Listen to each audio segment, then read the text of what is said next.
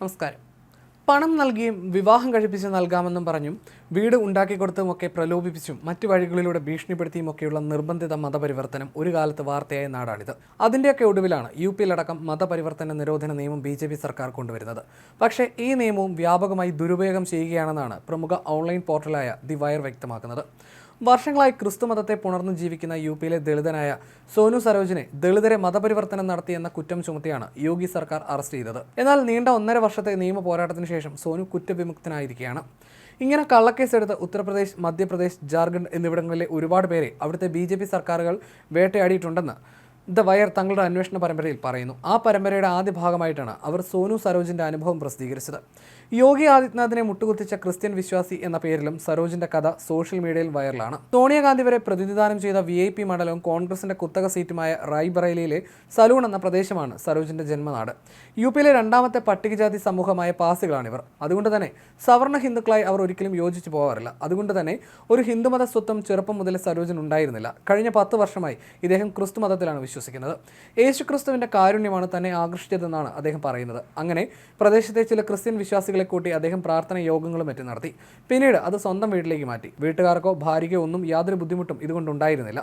പക്ഷേ സംഘപരിവാറിന്റെ ഭാഗത്തു നിന്ന് കടുത്ത ആക്രമണമാണ് ഉണ്ടായത്. റായ്ബറേലിയിലെ കോദ്ര ഗ്രാമത്തിൽ തന്റെ വീടിന് പിന്നിൽ ഇദ്ദേഹം നിർമ്മിച്ച ഇഷ്ടിക ഷെഡിന് സമീപമുള്ള തുറസായ സ്ഥലത്തായിരുന്നു അവർ പ്രാർത്ഥന നടത്തിയത്. 250ഓളം പേരടങ്ങുന്ന സംഘം ഒരു ദിവസം പ്രാർത്ഥിക്കവേ വിശ്വഹിന്ദു പരിഷത്തുമായി ബജ്രംഗ് ദളുമായി ബന്ധമുള്ള 15ഓളം പേർ അതിക്രമിച്ചു കയറി ആക്രമിക്കുകയായിരുന്നു. കാവി ധരിച്ച അവരുടെ കയ്യിൽ ലാത്തിയും ദണ്ടുകളും ഉണ്ടായിരുന്നു. ഒരു മുന്നറിയിപ്പും ഇല്ലാതെ അവർ എല്ലാവരും തല്ലാൻ തുടങ്ങിയെന്ന് സരോജ് പറയുന്നു. ഇയാളുടെ സഹോദരപുത്രനെ 3 പേർ ചേർന്ന് മർദ്ദിച്ചു. സരോജിന്റെ ഭാര്യ ഇടപെടാൻ ഓടിയെത്തിയപ്പോൾ അക്രമികൾ അവളെയും മർദ്ദിച്ചു. ലാത്തി കൊണ്ട് തലയിൽ ശക്തമായി ഇടിക്കുകയും ഗുരുതരമായി പരിക്കേൽപ്പിക്കുകയും ചെയ്തു. പിന്നീട് പോലീസ് എത്തിയാണ് ഇവരെ ആശുപത്രിയിൽ എത്തിച്ചത്. തനിക്ക് നീതി കിട്ടണമെന്നാവശ്യപ്പെട്ട് കോടതിയിലെത്തിയപ്പോൾ പോലീസ് വാദിയെ പ്രതിയാക്കുകയാണ് ചെയ്തതെന്നാണ് സരോജ് പറയുന്നത്. അക്രമികൾക്കെതിരെ നടപടിയെടുക്കുന്നതിന് പകരം മതപരിവർത്തന വിരുദ്ധ നിയമപ്രകാരം കേസെടുക്കുകയും സരോജിനെ ജയിലിലടക്കുകയുമാണ് പോലീസ് ചെയ്തത്. VHP മെമ്പറായ സഞ്ജയ് കുമാർ തിവാരിയുടെ പരാതിയിലാണ് കേസെടുത്തത്. വശീകരണവും വഞ്ചനയും ഉപയോഗിച്ച് പാവപ്പെട്ട ഹിന്ദുക്കളെ നിയമവിരുദ്ധമായി ക്രിസ്തു മതത്തിലേക്ക് പരിവർത്തനം ചെയ്യാൻ സരോജ് പ്രത്യേക രോഗശാന്തി ശുശ്രൂഷകൾ നടത്തിയെന്നാണ് FIR-ൽ പറയുന്നത്. എന്നാൽ ഇതെല്ലാം കോടതിയിൽ പൊളിഞ്ഞു.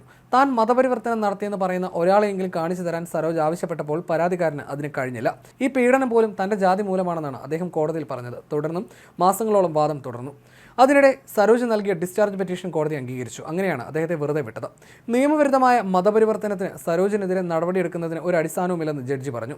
സരോജിനെതിരെ ഫയൽ ചെയ്ത FIR നിയമവിരുദ്ധമായ രേഖയാണെന്ന് ജഡ്ജി പാണ്ഡെ നിരീക്ഷിച്ചു. തന്നെയും കുടുംബത്തെയും ആക്രമിച്ചവർക്കെതിരെയും പോലീസ് കേസെടുത്തത് സരോജ് കോടതിയിൽ പോയപ്പോഴാണ്. ഇപ്പോൾ ആ കേസിൽ അന്വേഷണം നടക്കുകയാണ്. യു.പിയിൽ മതപരിവർത്തന നിരോധന നിയമം ഫലത്തിൽ ന്യൂനപക്ഷങ്ങളെ കുടുക്കാനുള്ള കരിനിയമമായി മാറിയെന്നാണ് ദ വയർ റിപ്പോർട്ട് ചെയ്യുന്നത്.